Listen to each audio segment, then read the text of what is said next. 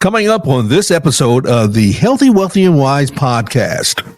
If you were advising, if Joe Biden had called you up and he says, Attorney Brown, he says, I've only got, I don't know what, 2 or 3 more months or 3 or 4 more months during my administration. And I seriously want to do something to reform the present U.S. Supreme Court. What would you advise him to do? Or how would you advise him to go about that in those 4 or 5 months he has remaining? Welcome to the Healthy, Wealthy, and Wise podcast with Dr. William T. Choctaw, MD, JD. This podcast will inform, educate, and motivate you to live a more healthy, wealthy, and wise life. It's powered by the over 50 years of medical experience of this Yale University Medical School trained surgeon, who also received his Juris Doctorate from Western State Law School. He has executive experience as a former mayor of Walnut, California, as a chairman of the nonprofit Servants Arms, and as president of Choctaw Medical Group Incorporated. You've got questions or concerns, he's got answers for both. So let's listen in on an interview already in progress. Well, that's the interesting thing. Very frequently, there is no fact checking. That's true. There's all this false information. The interesting thing is one might win the election by false pretenses. I mean, you might legitimately win the election by lying to people. As we know, I don't want to name a candidate, but we know that one candidate lies a whole lot. He's been caught in lies, directly caught in lies. But people believe a lot of this. Oh yeah. And yeah.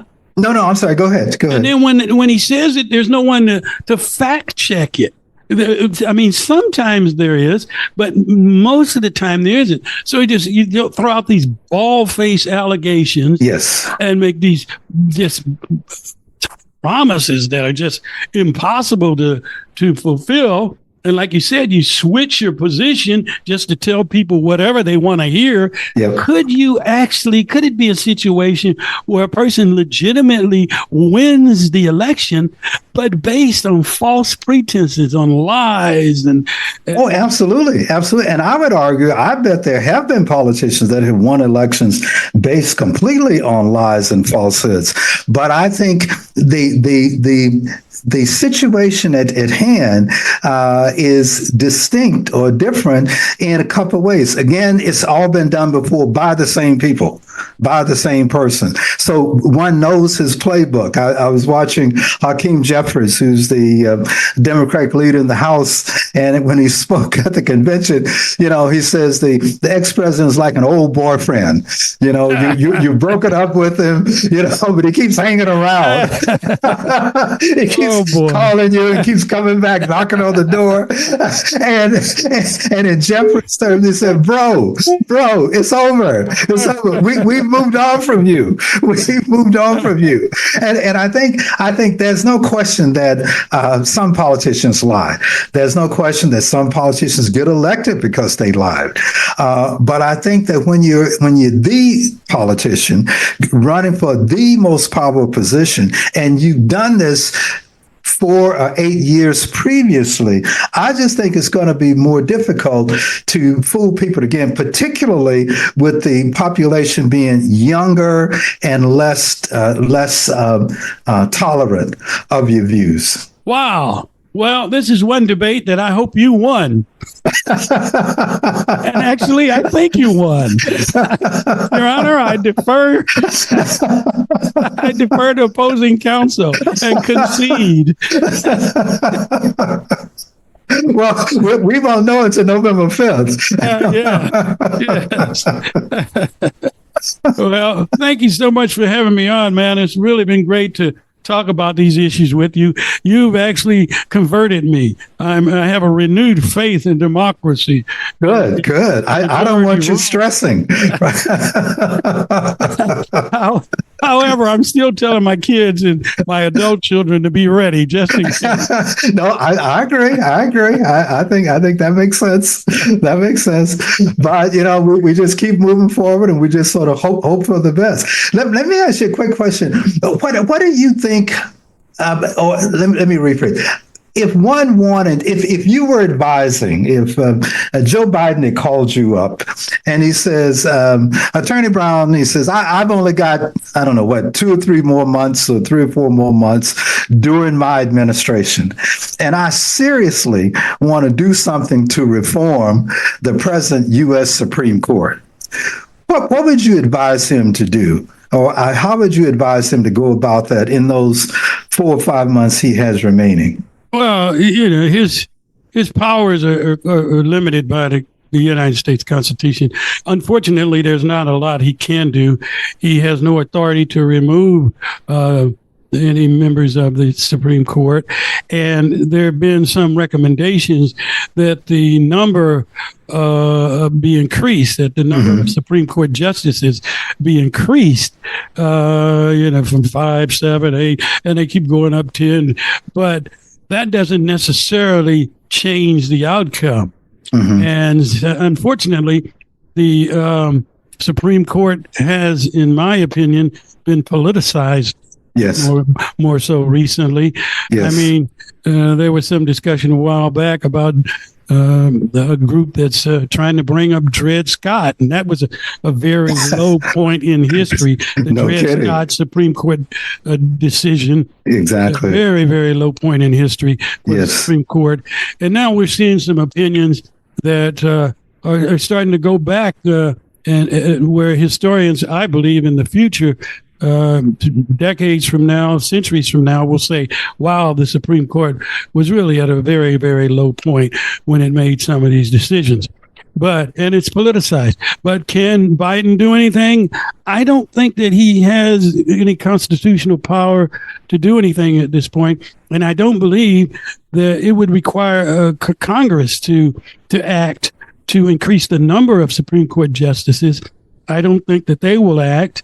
And even if they did increase the number, it could still be politicized, even with a greater number.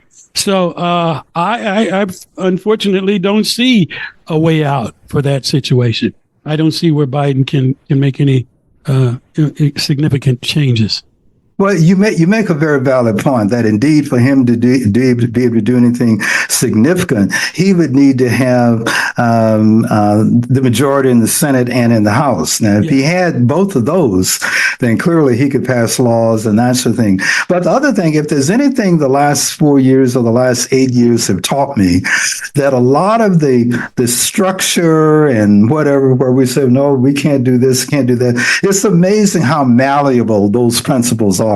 I can remember when Mueller first started, and they said, well, there's a certain type of way that the Justice Department acts and this and that. And when he made his report, Bill Barr just said, no, that's just hogwash. We're not going to do that. So my point is that I think that once one is in power, some very, very smart or intelligent attorney like yourself can sit down and say, well, you know what, I'm going to write an opinion. Because remember, attorneys are rewarded for coming up with new novelty, law. Right, novelty. It said this is for the post-24 year, that from henceforth, the president can do A, B, C, D, E, F. And even though it may not be established at the time, but you have to litigate it, and it take a year to litigate it, and by that time you can get other stuff done. So my point is, I'm encouraged that there may be a way, even though that doesn't appear to be an obvious way to do it. All right. Well, once again, you reiterated the fact that you have more faith in mankind than I do. You are much more optimistic than I am. Well, just keep praying for me. Keep praying. Yeah, I said you pray for me too.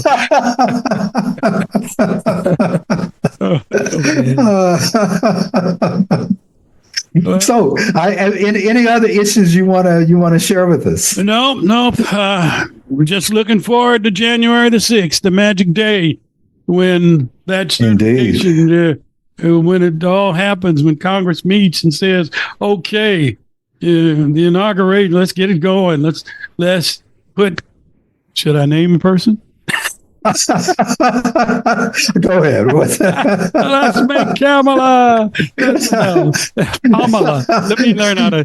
Right. Remember, it's like comma, like whatever it's like. So start off with comma and Kamala. Kamala. Do you remember did you watch the DNC, the convention? I don't know whether you watched. They had a part of the convention where they had, I think, her nieces, and they would explain it to folks. That's the only reason I know this, because I was watching. And they said you start off with a comma, and then you add Mala to it, so it's Kamala. Well, they were making jokes about, because Trump kept mispronouncing her. Yeah, well, I'm sure he was doing it on purpose. He was just doing it to be rude. Said that it was a terrible joke, though. But yeah, there was a joke that somebody made who said, "Well, if he calls her Kamala, she should call him Donald." That's true. Donald. Exactly. I think she has so far been very smart about not getting down completely with him. She'll like jab a couple of times, but then she moves and gets back on point. I think that's very smart. He wins by manipulating the time. Mm-hmm. By scaring people, and then everybody talks about what he's talking about, whether it's true or not. And then, no one's paying attention to the good stuff, So I'm sure she's aware of that. She's got smart people around her, and she's, a smart person herself. She went to your law school, and I know how smart you are. So I'm even more encouraged. I see these Hastings, these Hastings graduates. My friends, when I see my friends, they say, well, Kamala went to Hastings and she's vice president. And they look at me and say, well, what happened to you? Hey, you should tell them it's not over yet. Tell them it's not over. It's not over.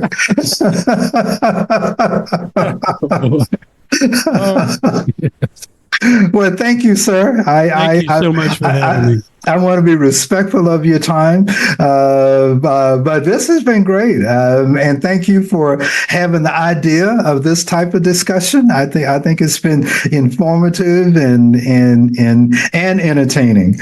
And so we'll get together again. But October. When is our next thing, Jesse? September, October. September. It'll be September, yeah. September, right? Because the debates are going to be, I think, in 2 or 3 weeks, and so we can talk about that. We can talk about the status of the race, of the race, and see whether either one of us has modified our position as we get closer. Sounds great. Sounds fantastic. Thank you for listening to the Healthy, Wealthy, and Wise podcast with Dr. William T. Choctaw, MD, JD. You can listen again to this and any of the previous episodes. Leave a comment or pose questions to the doctor by going to www.thwwp.com. That's www.thwwp.com, and you've got it. It's also available wherever you get your podcasts. Be sure to follow, like, share, and subscribe if you haven't already. Then tune in for the next episode of the Healthy, Wealthy, and Wise podcast with Dr. William T. Choctaw, MD, JD, a production of Changemakers Communications, LLC.